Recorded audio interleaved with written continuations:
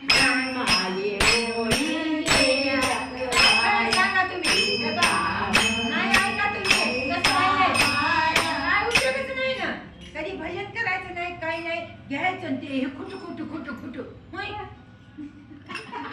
mobile आता mobile असेल तिच्या तसं मोबाईल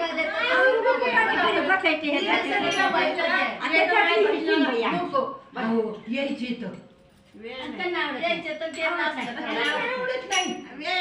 आणि मार्केटला जायचं जेवायला जायचे वाढदिवस आहे वाढदिवस हे करायचे असं